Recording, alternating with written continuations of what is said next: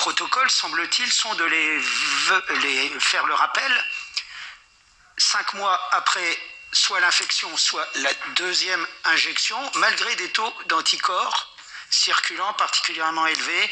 Et beaucoup de médecins disent à ces personnes, non, le vaccin ne servira à rien, vous avez des taux d'anticorps, parce que vous savez ce que c'est, le patient il réclame ses taux d'anticorps avant de réclamer sa consultation. Et en conséquence, il y a là aussi des positions pas tout à fait comprises et qui ont des répercussions sur le pass sanitaire, puisqu'ils n'ont pas le pass sanitaire s'ils n'ont pas l'injection. Donc une incompréhension. Et il semblerait que la haute autorité n'ait pas donné son accord sur cette 5e vaccination, mais que ça a été une décision gouvernementale. Je voulais avoir juste des précisions et faire passer le message, parce que sur le terrain, c'est vraiment ce qui remonte le plus. Oui, 3e. 5e. 5e. Il a anticipé. On y viendra, mais pour l'instant, voilà. Et je ne parlerai pas effectivement de 3e dose, mais de rappel. J'allais dire premier rappel, mais là, ce serait provocateur. Si, c'est une vraie bonne question, là aussi, c'est les anticorps élevés. Ah oui. Alors là, c'est oui. Oui. Ah oui. Alors là, c'est oui. Donc et c'est une question qui revient beaucoup dans la tête des médecins en particulier. Ici, on est dosé.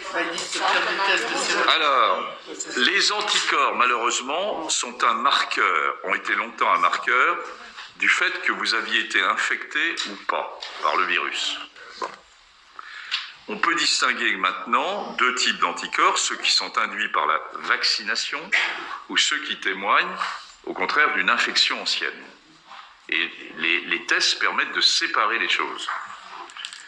Malheureusement, il n'y a pas de bon marqueur de l'efficacité vaccinale. Malheureusement, il n'y a pas de bon marqueur de l'efficacité vaccinale. Il n'y a aucun corrélat de protection qui soit solide et connu. C'est-à-dire que vous pouvez avoir des anticorps à un niveau élevé et faire un Covid, j'en ai X exemples à vous donner. Et vous pouvez avoir, au contraire, après vaccination, peu d'anticorps et être en contact avec beaucoup de monde et ne pas faire de Covid. Bon, c'est-à-dire que, en pratique opérationnelle, il ne faut surtout pas laisser s'installer l'idée que les anticorps servent à quelque chose. En pratique opérationnelle, il ne faut surtout pas laisser s'installer l'idée que les anticorps servent à quelque chose. La réponse est non. Non, je voudrais vous dire autre chose, mais malheureusement, la réponse est non. Il y a probablement une utilisation, et je reviens à ce que je vous ai dit tout à l'heure, c'est chez les personnes immunodéprimées, chez les post-cancéreux ayant reçu certains traitements, chez les transplantés. Le fait de ne pas avoir d'anticorps pousse encore à aller vers l'utilisation des anticorps monoclonaux à titre prophylactique, comme je vous l'ai indiqué. C'est un élément supplémentaire pour y aller. Mais pour chacun d'entre nous, moi le premier, malheureusement, l'existence ou le niveau ou pas, ou le niveau de ces anticorps n'a pour l'instant pas de signification. Voilà.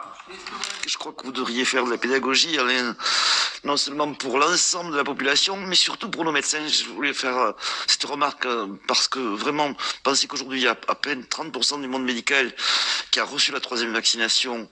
Donc il faut à tout prix faire un travail là-dessus et faire un travail aussi auprès des médecins généralistes sur le non-intérêt, sur l'absence d'intérêt. On a eu une réunion la semaine dernière où on nous a dit exactement la même chose sur le non-intérêt des dosages sériques pour dire oui ou non vous allez...